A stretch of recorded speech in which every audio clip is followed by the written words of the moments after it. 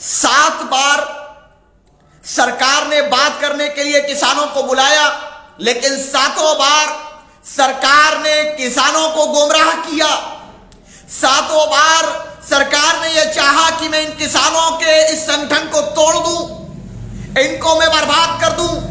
लेकिन मैं सलाम करता हूं तमाम किसानों को, मैं सलाम करता हूं तमाम मेरी मां और बहनों को जो 4 डिग्री टेम्परेचर में बारिश के दौरान, वो तमाम बुजुर्ग जो वहां पर चिल्ला बॉर्डर पर, सिंगू बॉर्डर पर और गाजीपुर बॉर्डर पर पूरी दिल्ली को ब्लॉक कर कर बैठे अपने अधिकारों के लिए, मैं उन सबको सलाम करता हूं। पूरा हिंदुस्तान आपके जज्बे को सलाम करता है। और जिन लोगों ने अपनी जान की कुर्बानी दी, हम उनको शहीद मानते हैं। सरकार को अगर मुकदमा करना है तो करे हम पर मुकदमा।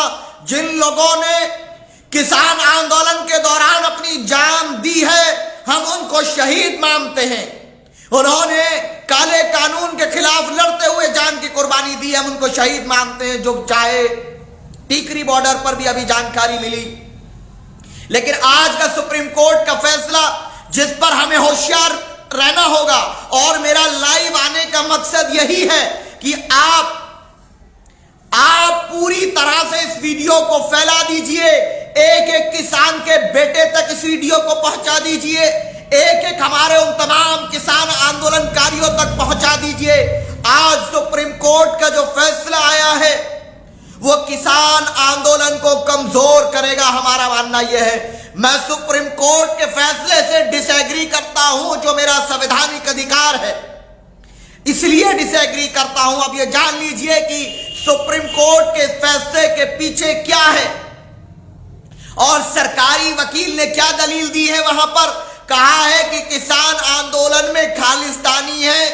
क्या बताइए, जो निहंग सिख हैं, जो सिखों के अजीम ग्रुप कहलाता है, क्या वो खालिस्तानी है? क्या जो 50 से ज्यादा लोग अपनी जान को कुर्बान कर दिए वो खालिस्तानी हैं? क्या गाजीपुर बॉर्डर पर जो किसान 4 डिग्री टेम्परेचर में ठंड में बैठा है, सिंगू बॉर्डर पर, टिकरी बॉर्डर पर, चिल्ला बॉर्डर पर, क्या वो खालिस्तानी है? मैं पूछना चाहता हूं उस अहंकारी सरकार से, जवाब देना पड़ेगा आपको। और आपके चमचे जो धर्म की राजनीति करके मुद्दे भटकाते हैं, उनकी दुकान को बंद करना पड़ेगा। यह सवाल किसानों का है, सभी मुद्दे हमारे लिए बाद में हैं। कौन ऐसा है मुझे बताओ जो बिना अन्न के जिंदा रहता है? क्या नरेंद्र मोदी प्रधानमंत्री जी 4 दिन या 1 हफ्ता बिना अन्न खाए जीवित रह सकते हैं? मैं चैलेंज के साथ कह रहा हूं कि अगर तुम्हें किसानों से इतनी दुश्मनी है तो याद रखिए, आप 1 महीना बिना खाए जिंदा रहकर दिखाइए। आपका जीवन हमारी मेहनत के रहमो करम पर भी आधारित है। दूसरी चीज, ये बात मैं क्यों कह रहा हूं, सभी साथी एक शेयर कर दें कि किसानों के आंदोलन को कमजोर करने के लिए आज सुप्रीम कोर्ट ने कहा कि हम लोग इन तीनों कानून को होल्ड करते हैं, यानी कि रोक लगाते हैं, और एक कमेटी बनाते हैं जो इस आंदोलनकारियों से बात करेगी। क्यों साहब, रोक लगाने की क्या जरूरत है? रद्द क्यों नहीं कर देते? रद्द करके किसानों के साथ मिलकर नए कानून क्यों नहीं बनाते? अगर आपका मकसद रिफॉर्म करना है, कौन से रिफॉर्म की बात आप चाहते हैं? क्या सुप्रीम कोर्ट को पता नहीं है कि 7 बार किसान दिल्ली में सरकार से बात करने गए, 7 बार अपनी मांगों को रखा, लेकिन याद रखिए, एक बार भी सरकार ने ना जवाब दिया, ना उनकी मांगों पर सुनवाई की। किसान की मांग ये नहीं है कि हमें एयरपोर्ट दे दो अडानी की तरह। किसान की मांग ये नहीं है कि 800 करोड़ का हवाई जहाज दे दो। किसान 10 लाख का सूट नहीं मांग रहा मोदी जी की तरह। किसान अडानी की तरह 1 रुपए स्क्वायर मीटर जमीन नहीं मांग रहा, रेलवे नहीं मांग रहा, BSNL नहीं मांग रहा। वो जो अपनी मेहनत से जो फसल उगाता है उस फसल का दाम मांग रहा है। तो क्या ये गुनाह है? क्या ये अपराध है? अगर ये गुनाह है और अपराध है तो हम ये गुनाह बार बार करेंगे। और आप जो कहते थे 1 इंच पीछे नहीं हटेंगे, अरे तुम्हें घर में घुसा देंगे, इतना पीछे हटना पड़ेगा। तुमको पीछे हटना पड़ेगा। लेकिन याद रखिए दूसरी तरफ कि किसानों के इस आंदोलन को कमजोर करने के लिए, इनको घर भेजने के लिए सरकार बौखला गई है। सरकार के पास जवाब नहीं है, सरकार पूरी तरह नाकाम है। तो सुप्रीम कोर्ट के जरिए हो सकता है, लोगों का ये ऑब्जर्वेशन है कि लोगों को घर भेजा जाए और फिर से इन कानूनों को अप्लाई किया जाए। इसीलिए किसान साथियों, हम सब डटे हैं, तब तक डटे हैं जब तक ये काले कानून नहीं वापस हो जाते।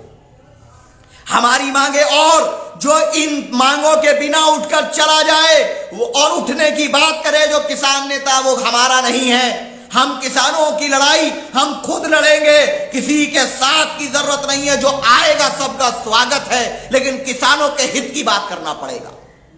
हमारी मांग एमएसपी की गारंटी कानून में हो।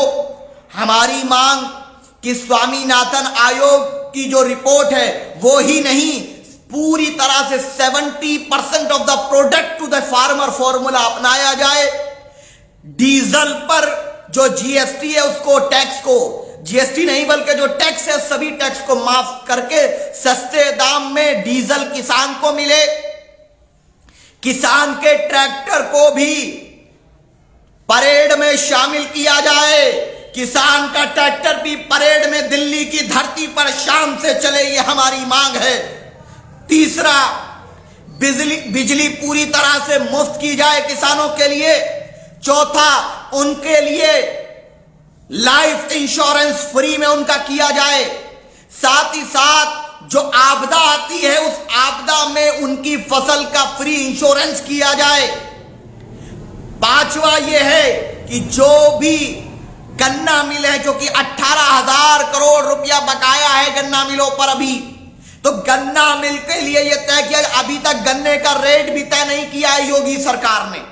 हम मांग करते हैं कि गन्ने का मूल्य, गन्ने का रेट 375 रुपए क्विंटल कम से कम रखा जाए। एक साहब कह रहे हैं कि आप भी कभी किसान आंदोलन में दिख जाते, काश आपकी आंखों में भाजपा का चश्मा ना होता, काश आपकी आंखों पर आरएसएस का चश्मा ना होता, तो शायद आपको शादाब चौहान और पीस पार्टी के खुर्शीद आलम आहरवी और हमारे तमाम लोग वहां दिख जाते, हमारी सोशल मीडिया के जरिए दिख जाते। लेकिन आपको सिर्फ भाजपा से मोहब्बत क्यों है मैं नहीं जानता। दूसरी चीज, आपने देखा होगा सीए प्रोटेस्ट पर एक पूरा 100 दिन तक प्रदर्शन चला, शांतिपूर्ण प्रदर्शन चला, लेकिन कोई अपहोल्ड नहीं किया गया, कोई फैसला नहीं आया। फिर कहते हैं कि आप सवाल करते हैं, अब सवाल किया जाएगा। इस देश का किसान न किसी का गुलाम है, इस देश का मुसलमान न किसी का गुलाम है। हम अपने मुस्तकबिल के फैसले खुद करना जानते हैं। हमें पता है कि हमारे संविधान ने जो अधिकार दिए हैं उन अधिकारों के लिए हम लड़ेंगे। किसान का बेटा भी नहीं झुकेगा और हम लोग इसलिए एनआरसी वाले कानून को, जो पूरी तरह से काला कानून है, इसके खिलाफ भी लड़ते रहेंगे, क्योंकि कानून रद्द नहीं हुआ और न हम भूले हैं। आंदोलन तो फिर होगा, संवैधानिक तरीके से होगा, शांतिपूर्ण तरीके से होगा। इसीलिए हम कहते हैं किसान भाइयों, आपको गुमराह करने के लिए कमेटी के नाम पर आपको घर भेजा जाएगा। आपको कहा जाएगा कि कानून पर रोक लग गई है, तो कहना कि हमें सरकार लिखित में यह जवाब दे या सुप्रीम कोर्ट ये ऑर्डर पास करे कि तीनों कानून पूर्ण रूप से रद्द किए जाते हैं और अगला जो कानून बनेगा, दोबारा जो कानून बनाए जाएंगे, जितने किसान संगठन यहां आंदोलन कर रहे थे इनकी संस्तुति के बिना नहीं बनाए जाएंगे। हमारी मांग बिल्कुल स्पष्ट है कि किसानों की बात हो, किसानों के अधिकार की बात हो, तो बिना किसानों के चर्चा के नहीं होना चाहिए। आकिल साहब, आप गलत सवाल करेंगे। अगर आप गलत सवाल करेंगे तो मैं क्या कर सकता हूं। आपने इल्जाम लगाया कि हम किसान आंदोलन में नहीं जाते, इसलिए हमने कहा कि आपको ये कैसा कह सकते हैं आप। हम तमाम की कद्र करते हैं, तमाम का एहतराम करते हैं, तमाम साथियों का इज्जत करते हैं, लेकिन आपको ये याद रखना चाहिए कि आज ये लड़ाई किसानों की है, कल ये लड़ाई सीए की थी, परसों लड़ाई छात्रों की थी, आने वाली लड़ाई महिलाओं के अधिकारों की लड़ाई होगी, क्योंकि उत्तर प्रदेश में मंदिर में रेप हो रहे हैं, जागरण में रेप हो रहे हैं, और जगहों पर रेप हो रहे हैं, बलात्कार की घटनाएं आम हो चुकी हैं, शिक्षा की कोई व्यवस्था नहीं है, स्वास्थ्य की व्यवस्था नहीं है। तो ऐसे में सवाल हमसे नहीं सरकार से करना चाहिए।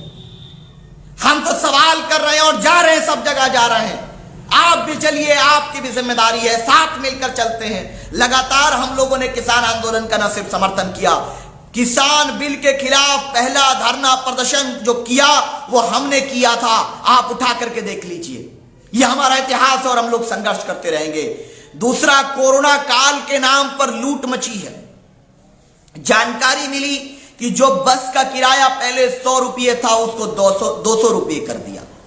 फ्लाइट में कोरोना नहीं है, फ्लाइट में कोरोना नहीं है, ट्रेन में कोरोना है और बस में कोरोना नहीं है। 150 लोग सफर कर रहे हैं, और अगर कोई विपक्षी पार्टी के लोग 4 लोग इकट्ठा हो जाए तो उन पर मुकदमा दर्ज कर दिया जाता है।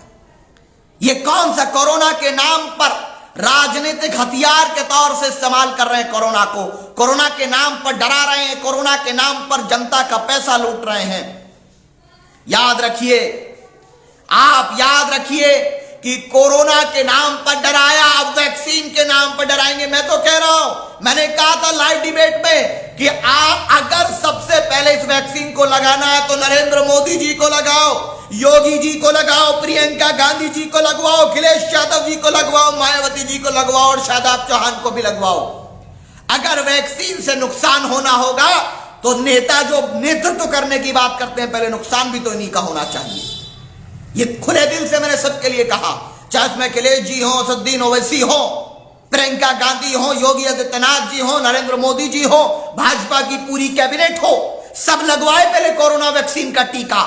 क्यों तुम कोरोना वॉरियर्स की जान को खतरे में डाल रहे हो? क्योंकि अभी एक मिनिस्टर अनिल विज ने लगवाया था, उनके साथ क्या हुआ आपने देखा होगा, उनकी तबीयत खराब हो गई, दोबारा कोरोना हो गया। तो ये सारी चीजें हैं, होशियार रहिए किसान भाइयों। आपकी लड़ाई में पीस पार्टी पूरी मजबूती से खड़ी है, आपके हर आंदोलन को पूर्ण समर्थन करती है, और जो भी संवैधानिक संघर्ष आपका होगा, हम पहले दिन से इस लड़ाई को लड़ रहे हैं और लड़ते रहेंगे। खुदा हाफिज। सब्सक्राइब इशातुल इस्लाम केराना यूट्यूब चैनल।